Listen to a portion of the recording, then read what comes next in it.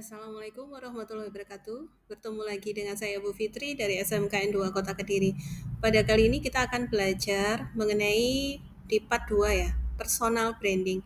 Ini ada di elemen digital branding pada kompetensi kalian yaitu bisnis digital di jurusan pemasaran. Nah, mari kita simak. Untuk tujuan pembelajaran, yang pertama, siswa nanti diharapkan mampu memahami apa itu konsep personal branding. Dan yang kedua, siswa mampu membangun personal branding melalui media sosial. Berbicara mengenai personal branding, nah kita punya contoh. Yang pertama, ini ada seorang wanita cantik, seorang yang cerdas, berprestasi, dan juga inspiratif.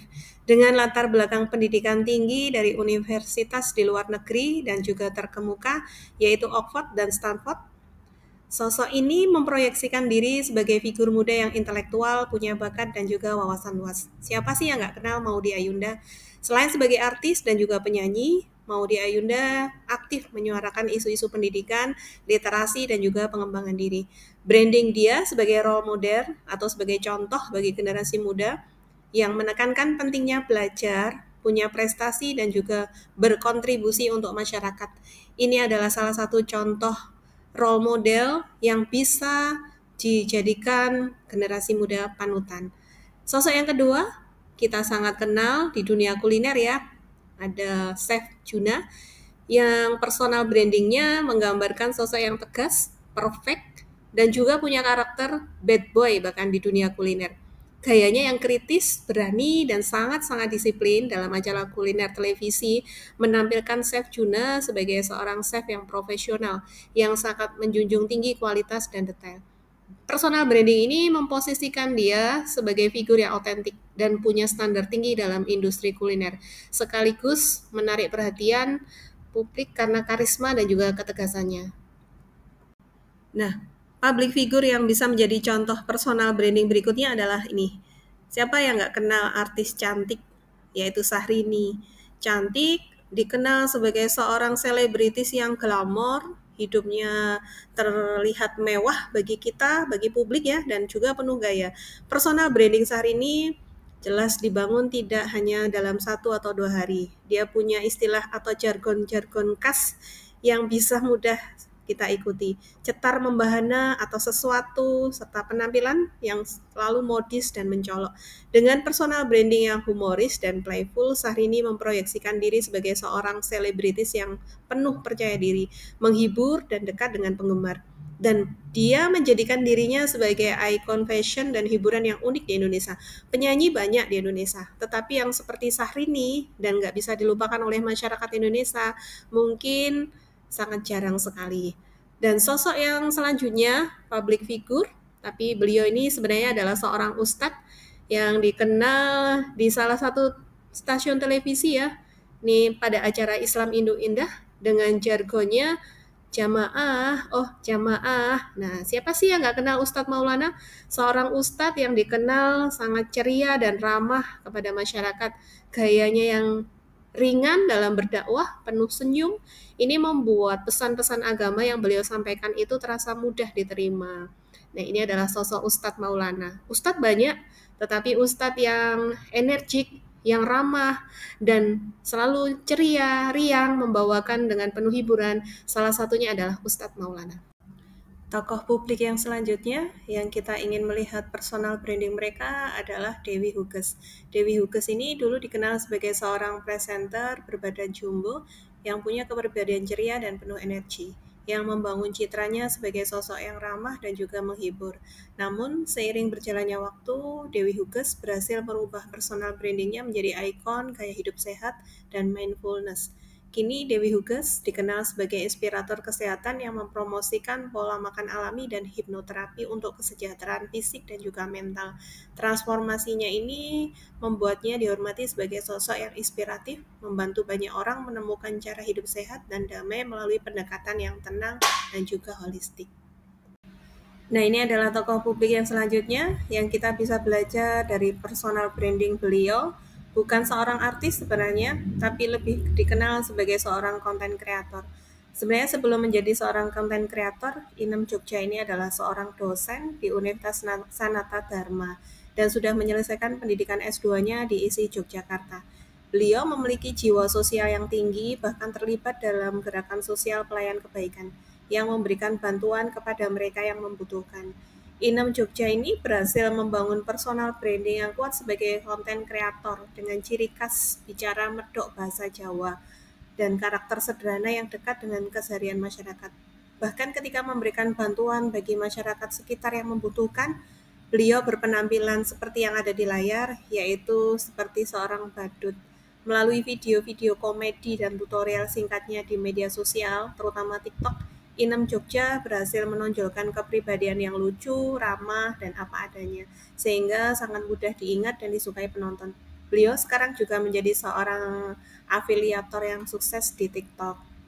Nah, ini adalah sosok personal branding dari Inem Jogja atau nama aslinya adalah Madidiah Agustina. Tokoh publik yang selanjutnya yang kita juga bisa belajar personal branding dari beliau ini adalah seorang polisi, yaitu Pak Purnomo, memiliki salah satu media sosial di TikTok dengan nama Purnomo Belajar Baik.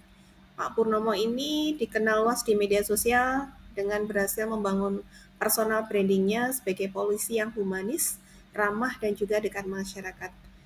Melalui konten-konten beliau yang edukatif, humoris di media sosial, Pak Purnomo menyampaikan pesan kepolisian dengan cara yang ringan dan menghibur, sehingga mudah diterima berbagai kalangan. Sikap beliau yang rendah hati, komunikatif, menjadi sosok polisi yang bisa dipercaya dan dicintai masyarakat, sehingga membantu mengubah citra kepolisian menjadi lebih positif dan bersahabat. Pak Purnomo ini dikenal masyarakat Lamongan khususnya karena jiwa sosial dan kemanusiaan beliau merawat ODGJ hingga sembuh. Nah, Pak Purnomo ini pernah menjadi sorotan dan viral setelah aksinya melunasi hutang seorang emak-emak yang melempar ke penagih hutang. Sosok yang selanjutnya yang kita bisa belajar personal branding adalah pasti anak sekolah di sini. Dia memiliki akun di media sosial TikTok dengan ribuan follower. Namanya adalah Dimas NBL. Dia seorang anak sekolah, laki-laki, tapi punya skill dan kecintaan atau passion di bidang makeup artist. Jadi dalam konten-kontennya dia menunjukkan sering sekali mendandani teman-temannya perempuan untuk make up artis seperti yang kita lihat di layar ya.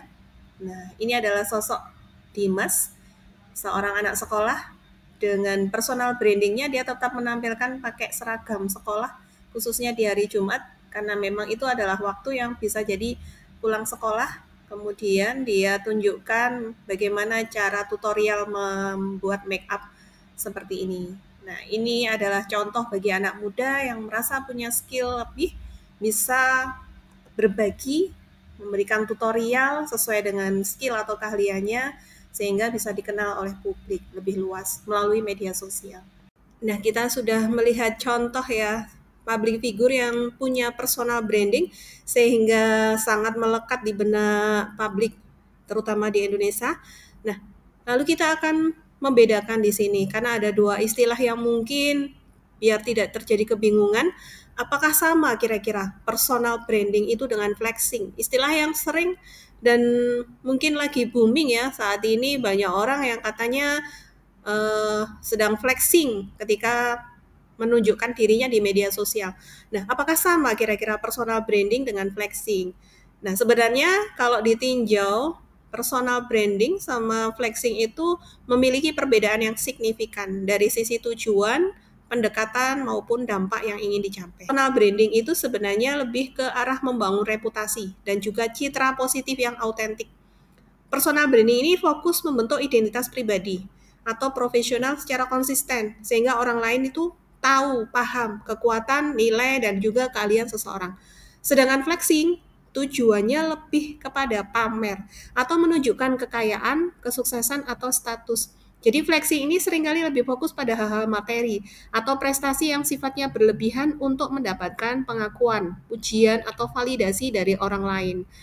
Kemudian, pendekatan personal branding itu lebih menggunakan pendekatan yang autentik dan terencana. Individu menunjukkan keahlian, nilai, pengalaman mereka melalui konten yang manfaat, membangun kepercayaan, dan memberi kontribusi yang positif bagi audiens. Sedangkan flexing, pendekatan yang dipakai itu seringkali impulsif dan orientasinya hanya pada perhatian publik jangka pendek. Jadi flexing ini fokus pada pamer aset atau prestasi tanpa menyoroti proses atau tujuan yang lebih besar.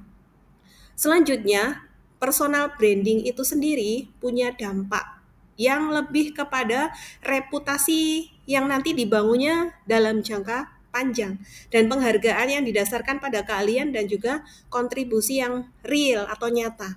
Personal branding ini membantu membangun kepercayaan dan kredibilitas di mata audiens. Sedangkan flexing dampaknya hanyalah cenderung bersifat sementara dan hanya menimbulkan persepsi negatif atau mungkin iri pada orang lain yang mungkin melihat atau menonton aksi pamer dari orang yang sedang flexing ini.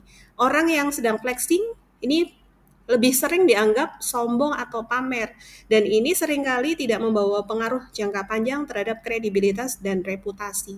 Itulah perbedaan dari personal branding dan juga flexing. Jadi apa yang dimaksud dengan personal branding? Personal branding adalah persepsi seorang yang kamu bentuk terhadap dirimu dan apa yang bisa kamu tawarkan secara profesional saat ini dan serta di masa depan. Personal branding merupakan gambaran diri kita yang bisa kita tunjukkan lewat apa saja. Mungkin lewat cara kita berpakaian, berbicara, hingga gadget yang kita miliki. Berikut ini adalah definisi para ahli mengenai personal branding. Yang pertama, menurut Tom Peters, penulis buku dari Brand You, personal branding itu adalah tentang bagaimana Anda membuat kesan pertama yang tak terlupakan. Ini bukan hanya tentang kemampuan dan keahlian teknis Anda, tapi tentang juga bagaimana Anda memasarkan diri sebagai merek yang unik. Sedangkan branding menurut Jeff Bezos, CEO dari Amazon, adalah branding itu adalah apa yang orang katakan tentang Anda ketika Anda tidak ada di ruangan itu. Semua orang memiliki personal brand, baik sengaja membangunnya atau tidak. Ada saatnya orang-orang akan membicarakan Anda. Itulah personal branding. Dengan personal branding, kita akhirnya bisa menjelaskan kepada orang lain tentang 3W kepada orang lain. Yang pertama adalah who are you? Siapa diri kita? Kemudian what have you done? Apa yang sudah kita lakukan sebelum ini? Yang ketiga adalah what will you do? Apa visi kita ke depan? Jadi dengan personal branding kita bisa mendeskripsikan diri kita, kemudian apa yang sudah kita kerjakan, karya yang sudah kita hasilkan, prestasi yang kita sudah lakukan, dan ke depan kira-kira hal-hal positif, karya-karya apa positif yang bisa kita berikan kepada publik. Itulah personal branding. Jadi personal branding itu sangat penting sekali. Mengapa? Yang pertama adalah bisa menunjukkan kredibilitas dari seseorang tersebut. Kredibilitas itu adalah kualitas, kekuatan, atau kapabilitas, atau di sini kemampuan seseorang yang bisa menimbulkan kepercayaan atau trust dari orang lain. Dengan personal branding, kredibilitas akan terbangun dan seseorang itu bisa menunjukkan keahlian dan nilai-nilai yang akhirnya dipercaya oleh orang lain. Contohnya seorang dokter yang konsisten sharing tentang informasi kesehatan di media sosial, ini akan dianggap orang sebagai seseorang yang kredibel dalam bidang kesehatan. Yang kedua, personal branding itu bisa membentuk networking, yang mana jaringan profesional yang lebih luas itu akan terbuka luas dengan adanya personal branding. Ini seperti contohnya seorang pengusaha yang aktif di event industri yang berbagi kisah suksesnya akan lebih mudah menjalin koneksi dengan calon mitra atau investor. Sedangkan yang ketiga, personal branding itu akan bisa memunculkan atau menciptakan daya tarik yang menonjolkan keunikan atau keahlian yang membedakan seseorang itu dari yang lainnya. Ini contohnya adalah seorang influencer dengan gaya hidup sehat dan konten yang positif akan bisa menarik audiens yang tertarik dengan topik tersebut. Yang keempat, personal branding itu bisa membuka peluang baru, baik dalam pekerjaan, kolaborasi, maupun dalam dunia bisnis. Contohnya adalah misalkan Anda adalah seorang penulis yang mampu membangun personal brand sebagai seorang yang ahli. Nah, nanti mungkin akan datang tawaran baru menulis buku, menjadi pembicara di seminar, atau mungkin hubungan bisnis di mana buku Anda dipublikasikan lebih luas dan memperoleh royalti yang lebih besar. Inilah gunanya personal branding. Personal branding memiliki beberapa komponen atau unsur. Yang pertama adalah kompetensi. Ini kita nanti contohkan sosok seorang public figure, yaitu Syahrini ya. Kalau kita bicara mengenai kompetensi, kompetensi itu adalah keahlian atau kemampuan yang dimiliki seseorang dalam bidang tertentu yang membedakannya dari orang lain. Sosok seorang Syahrini yang dikenal sebagai seorang penyanyi dan entertainment dengan kemampuan vokal yang baik dan penampilan panggung yang memukau. Nah, ini Syahrini sangat kita tahu memiliki kompetensi yang mumpuni dalam dunia tarik suara. Ini menunjukkan dia adalah seorang selebritis yang berkecimpung di dunia hiburan dengan salah satu fokusnya adalah menyanyi. Yang komponen kedua terkait dengan reputasi. Reputasi itu apa? Reputasi itu adalah citra atau penilaian yang terbentuk dari perilaku, kualitas, dan integritas seseorang di mata orang lain. Sebagai contoh Syahrini tadi, Syahrini memiliki reputasi sebagai seorang selebriti, yaitu penyanyi yang selalu berpenampilan mewah, glamor, dan penuh gaya. Dia dikenal dengan gaya hidupnya yang mewah, barang-barang branded, fashionable, dan berusaha membangun citra sebagai seorang diva di Indonesia. Dan komponen yang ketiga dari personal branding adalah prestasi. Prestasi itu adalah pencapaian atau hasil yang luar biasa yang ditunjukkan dari seseorang dengan kualitas atau skill dia. Nah, Syahrini di sini sebagai penyanyi telah memiliki atau mendapatkan berbagai macam penghargaan di dunia musik dan entertainment yang ada di Indonesia. Sedangkan komponen yang selanjutnya adalah visi. Visi itu apa? Visi itu adalah tujuan jangka panjang yang ingin dicapai oleh seseorang. Dan dalam membangun personal branding, seseorang itu pasti punya tujuan jangka panjang. Ingin dikenal sebagai sosok yang seperti apa, memberi kontribusi seperti apa bagi masyarakat. Nah, di sini Syahrini visinya jelas adalah yang pasti sebagai seorang entertainer, dia pengennya eksis di dunia hiburan, memperkenalkan budaya Indonesia melalui musik, dan memberi atau membangun citranya sebagai ikon glamor dan prestisius melalui karya-karya musiknya.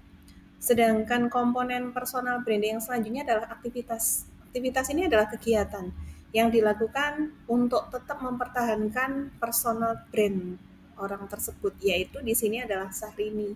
Dia melakukan banyak aktivitas di dunia hiburan, di antaranya merilis lagu, tampil di televisi, membangun brand, bisnis-bisnis dia pribadi yang dia juga tunjukkan, tampilkan di media sosial. Kemudian komponen selanjutnya adalah konsistensi. Konsistensi itu adalah kemampuan untuk bisa mempertahankan kualitas, gaya, dan pesan yang sama di seluruh platform dan dalam semua interaksi. Syahrini di sini cukup konsisten dalam berpenampilan dan gaya hidupnya yang selalu terlihat glamor, mewah, dan dia juga sebagai penyanyi selalu menampilkan, mempersembahkan karya-karya musik yang juga berkualitas, sehingga masih diminati oleh publik di tanah air. Kemudian komponen selanjutnya adalah diferensiasi. Diferensiasi itu adalah keunikan atau ciri khas yang membedakan dengan orang lain. Syahrini di sini berhasil membedakan dirinya sebagai sosok penyanyi yang membranding dirinya dengan gaya hidup yang mewah, penuh percaya diri, dan memiliki jargon-jargon yang kita juga bisa ikuti dan kita sangat kenal bahwa itulah Syahrini yang membedakan dia sebagai sosok penyanyi yang beda dengan penyanyi lain di Indonesia. Komponen personal branding yang selanjutnya adalah relasi. Relasi itu adalah hubungan dan jaringan yang dibangun untuk memperluas pengaruh dan untuk mencapai tujuan personal branding.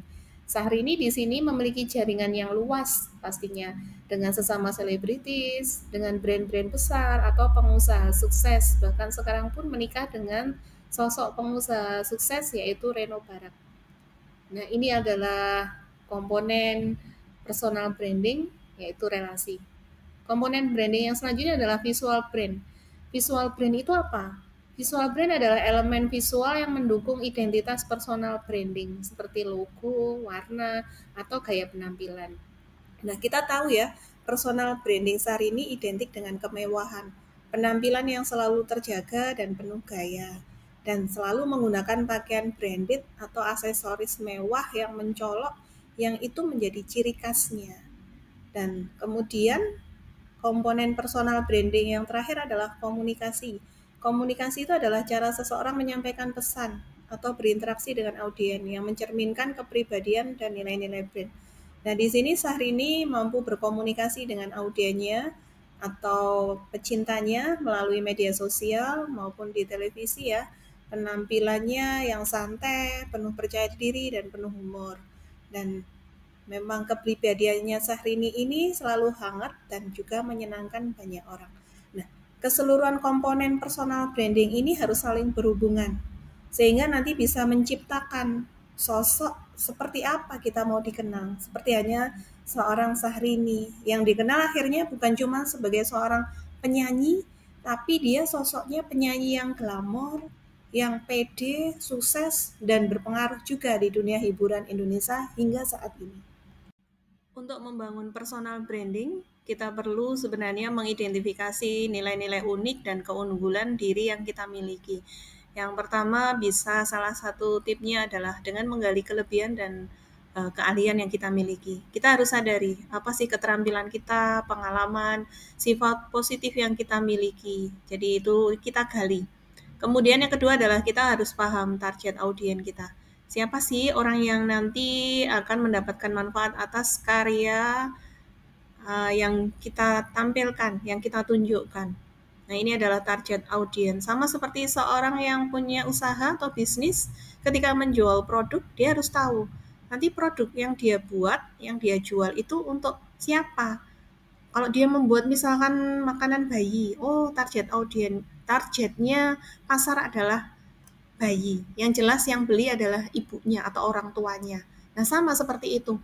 Ketika kita mulai membangun personal branding, kita paham target audiens kita. Penikmat atau penonton karya-karya kita itu siapa sih? Kalau saya jago masak, saya mau sharing tentang tutorial membuat masakan. Nah, nanti yang menikmati konten-konten yang saya tunjukkan di media sosial itu siapa? Apakah ibu-ibu, ataukah remaja, ataukah bapak-bapak? Nah, ini harus kita pahami. Kemudian yang ketiga adalah kita harus mengidentifikasi passion. Passion itu adalah itu bedanya passion dengan bakat dan juga minat. Passion ini adalah gabungan dari bakat dan juga minat. Apa yang kita suka dan kita bisa. Kalau bakat ya apa yang kita bisa, belum tentu kita suka. Sedangkan kalau minat, apa yang kita suka belum tentu kita bisa. Sedangkan passion itu gabungan kedua hal tersebut, bakat dan minat. Kita punya bakat, kita punya minat juga dalam hal tersebut. Ini adalah identifikasi diri kita, keunggulan kita yang nanti membedakan dengan orang lain, sehingga akan lebih mudah membangun personal branding diri kita. Selanjutnya adalah ketika membangun personal branding, kita harus bikin konten yang konsisten dan juga menarik. Konsisten pesannya, bagaimana informasi yang kita sampaikan itu relevan dan terpadu untuk saat ini.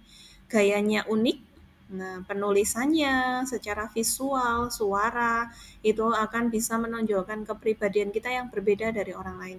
Kemudian jangan lupa dari membuat konten itu, persiapkan bahan yang berkualitas. Buat konten yang menarik, bermanfaat, dan mencerminkan kepribadian kita. Untuk membangun personal branding, saat ini yang dibutuhkan adalah dengan memanfaatkan media sosial.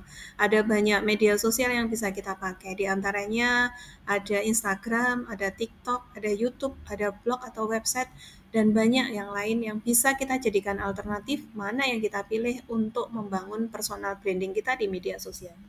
Nah, ini adalah beberapa tip ya membangun personal branding di Instagram. Yang pertama adalah kita harus menetapkan tujuan yang jelas. Kita nanti ingin menjadi brand ambassador kah untuk menaikkan traffic website kita atau menawarkan jasa.